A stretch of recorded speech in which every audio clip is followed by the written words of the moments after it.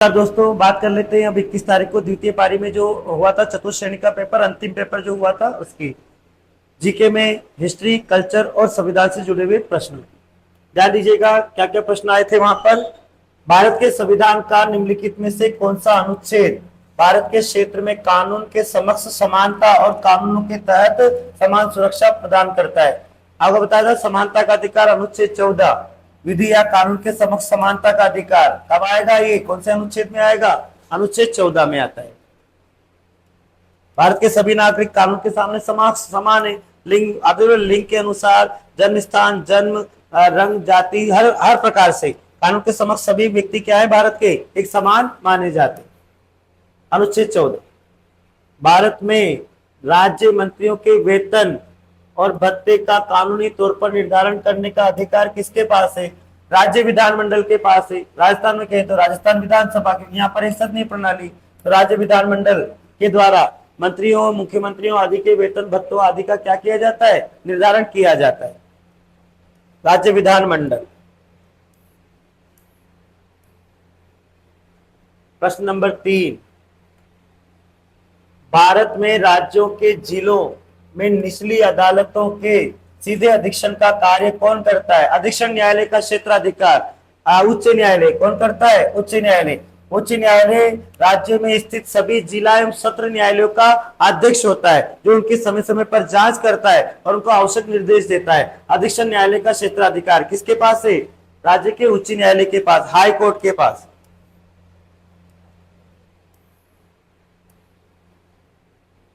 प्रश्न नंबर 4, निम्नलिखित में से राजस्थान उच्च न्यायालय के पहले मुख्य न्यायाधीश कौन थे? के वर्मा, कमलकांत वर्मा, के वर्मा, कमलकांत वर्मा, कमला नहीं, कमलकांत वर्मा, के वर्मा। राजस्थान के उच्च न्यायालय के पहले न्यायाधीश कौन थे? कमलकांत वर्मा, पहले मुख्य न्यायाधीश कमलकांत वर्मा।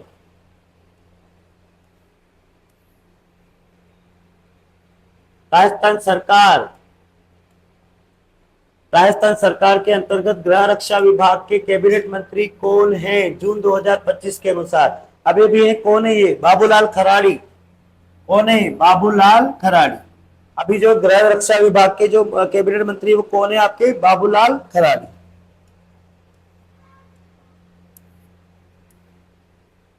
प्रश्न नंबर 6, राज्य विधानसभा के अध्यक्ष अपना इस्तीफा किसे देते हैं? बताइए किसे सौंपेंगे? आपको बताया था विधानसभा अध्यक्ष और उपाध्यक्ष अपना इस्तीफा, अपना त्याग पत्र एक दूसरे को देते हैं। उस विधानसभा के उपाध्यक्ष को देंगे। किसको देंगे? उस विधानसभा के उपाध्यक्ष को। और उपाध्यक्ष किसको देगा?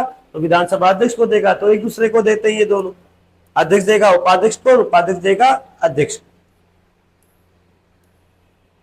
प्रश्न नंबर 7, निम्नलिखित में से वह महत्वपूर्ण शासक कौन थे जिसे चित्तौड़ में गुहिल राजवंश की पुनः स्थापना का श्रेय दिया जाता है? 1326 में सिसोदिया से आया था हमीर, राणा हमीर सिंह सिसोदिया, जिसने मुशाला मालदीव के प्रतिनिधि जय सिंह जैसा बड़वीर को पराजित कर चित्तौड़ में पुनः मेवाड़ के गुहिल वंश की स्थापना की थी। इसलिए हमीर को आप मेवाड़ का उद्धारक कहते हैं। इसे कीर्ति स्तंभ प्रशस्ति में विषम घाटी पंचानन और रसिक प्रिया में वीर राजा कहा गया है। पढ़ा है हमने डिटेल से राणा हमीर सिंह सिसोदिया को।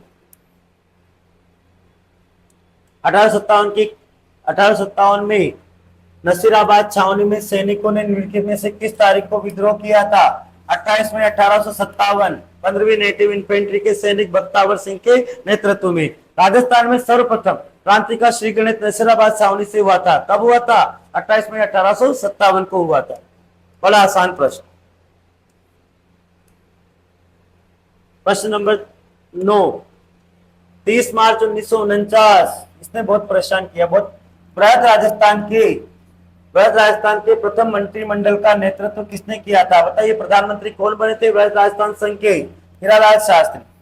कौन बने थे? हीरालाल शास्त्री। फिर जाकर आगे चलकर 26 जनवरी 1950 को हीरालाल शास्त्री राजस्थान के पहले मुख्यमंत्री भी मनोनीत किए गए थे, हीरालाल शास्त्री। प्रश्न नंबर 10, राजस्थान के वह प्रसिद्ध व्यक्ति जिन्होंने लील टास, कई बार बताया आपको लील टास, कन्हैयालाल सेठिया। कन्हैयालाल सेठिया। धरती धोरारी, मिंजर, रमणीयलाल सोठे, इसके अलावा मायनो हेलो, अग्निवीणा, ऐसी कई सारी रचनाएं मैंने आपको बता रखी है कन्हैयालाल सेठिया की।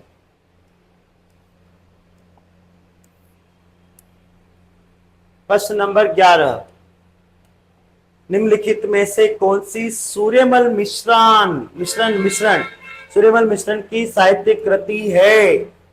वंश भास्कर, वीर सतसई, ये रहा वंश भास्कर। वंश भास्कर है किसकी? सूर्यमल मिश्रण की, वंश भास्कर।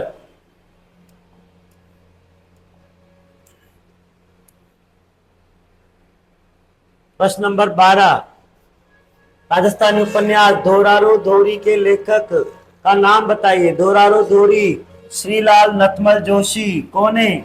श्रीलाल नथमल जोशी ने लिखा है धोरारो धोरी। बहुत महत्वपूर्ण रचना है ये धोरारो धोरी। किसने लिखी है? तो श्रीलाल नथमल जोशी ने लिखी है। प्रश्न नंबर 13, राजस्थानी भाषा में काव्य रूप में उपलब्ध संतों का जीवन चरित्र इस प्रकार जाना जाता है। पर्ची, बाबू जी की पर्ची, देवनारायण जी की पर्ची, रामदेव जी की पर्ची, गोगा जी की पर्ची। पर्ची कहते हैं। किसे क्या कहते हैं? इसको जीवन चरित्र को क्या बोलते हैं? जिस ग्रंथ में लोक देवी देवताओं का जीवन चरित्र लिखा जाता है इसको क्या बोलते हैं? उसे बोलते हैं हम पर्ची। पर्ची ग्रंथ, संतों का लोक जीवन लिखा जाता है, उनका जीवन चरित्र लिखा जाता है, उसे पर्ची कहते हैं। और जहां पर चित्र बना जाते हैं उसे फड़ कहते हैं। तो चित्र बनेंगे तो वो फड़ है, और जहां पर लिखा जाएगा तो वो पर्ची ग्रंथ है। कन्हैयालाल कन्हैया ख्याल में कहानी कहान में मुख्य पात्र क्या है? मेडिया है। मुख्य पात्र क्या है यहाँ पर? मेडिया। कन्हैया ख्याल जो है उसमें कहानी, कन्हैया ख्याल में जो कहानी में कहान में मुख्य पात्र होता है वो कौन है आपका? तो वो मेडिया कहलाता है।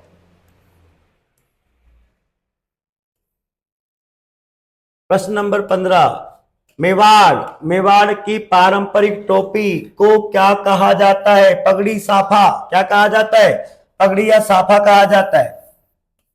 पारंपरिक टोपी को क्या कहा जाता है? पगड़ी या साफा कहा जाता है। प्रश्न नंबर 16,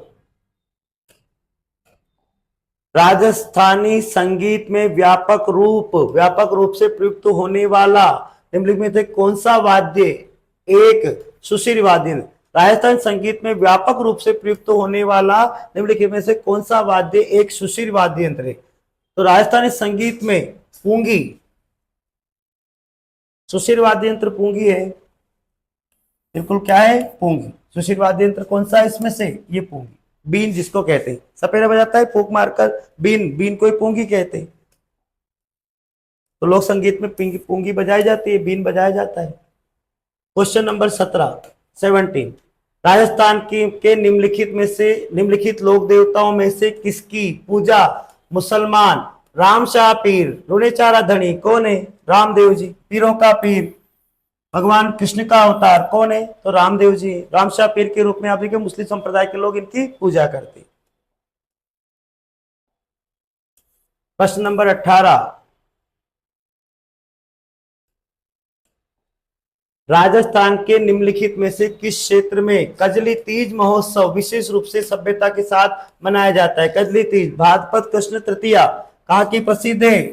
बताइए। बूंदी की। कहाँ मनाया जाता है? भव्यता के साथ। पूरे राजस्थान में कहाँ की कजली तीज प्रसिद्ध है? बूंदी की। कजली तीज, सातोड़ी तीज, बड़ी तीज, बूढ़ी तीज कहाँ की प्रसिद्ध है? बूंदी की प्रसिद्ध है।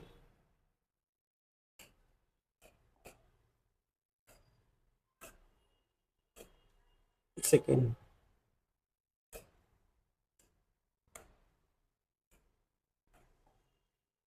राजस्थान में उस्ता कला निम्नलिखित में से किस शहर की सांस्कृतिक विरासत का एक प्रमुख हिस्सा है? बताइए कहाँ का है उस्ता कला? बीकानेर। मुन्नावती कला बीकानेर, याद है ना? उस्ता केमल हाइट सेंटर, उस्ता कलाकार हिसामुद्दीन उस्ता, कादर बख्श बताए थे, इलाही बख्श कहाँ का प्रसिद्ध है? बीकानेर का।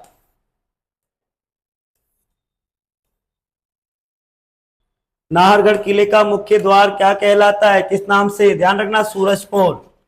किस नाम से जाना जाता है? सूरजपोल। प्रवेश द्वार नाहरगढ़ किला सवाई जयसिंह ने बनवाया था जयपुर में। सुदर्शनगढ़ जिसको कहते हैं आप सुलक्षणगढ़ कहते हैं, जयपुर का मुकुट कहते हैं। कौन सा किला है ये? नाहरगढ़ का प्रवेश द्वार कौन सा है आपका? सूरजपोल।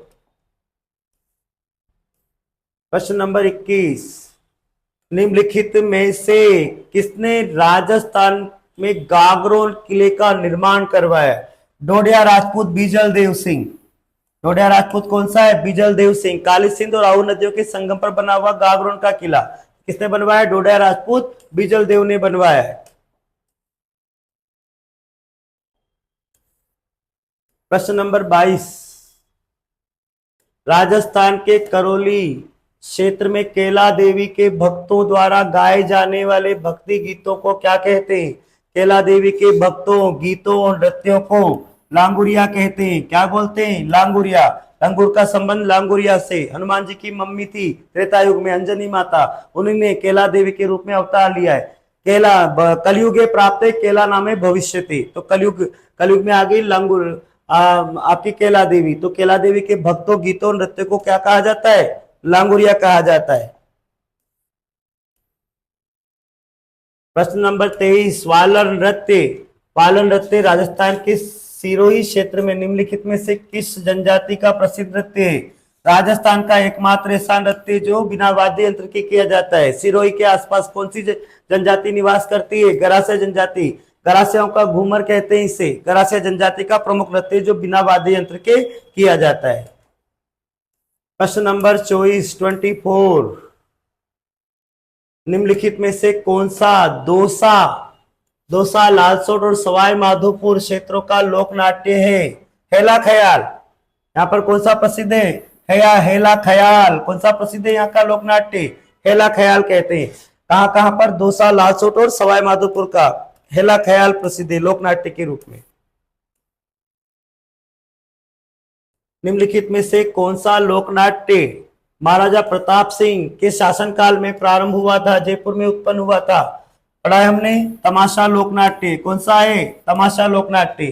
तो ये किसके समय? सवाई प्रताप सिंह के शासनकाल में प्रारंभ हुआ था जयपुर क्षेत्र में, तमाशा लोकनाट्य। प्रश्न नंबर 26, निम्नलिखित में से कौन सी प्रसिद्ध हवेली जैसलमेर में स्थित है? रामपुरिया, बीकानेर, बागोर, भीलवाड़ा, पटवों की हवेली जैसलमेर। भामाशाह की हवेली चित्तौड़गढ़। भामाशाह की हवेली कहाँ है? चित्तौड़गढ़ में। बागोर की हवेली भीलवाड़ा में। और रामपुरिया की हवेली कहाँ पर है? तो बीकानेर में है। और पटवों की हवेली है आपकी जैसलमेर। प्रश्न नंबर 27, भारत की संविधान सभा के अध्यक्ष कौन थे? राजेंद्र प्रसाद, डॉक्टर राजेंद्र प्रसाद। तो अस्थायी अध्यक्ष कौन थे? सच्चिदानंद सिन्हा। और स्थायी अध्यक्ष कौन थे आपके संविधान सभा के? बाबू राजेंद्र प्रसाद। प्रश्न नंबर 28,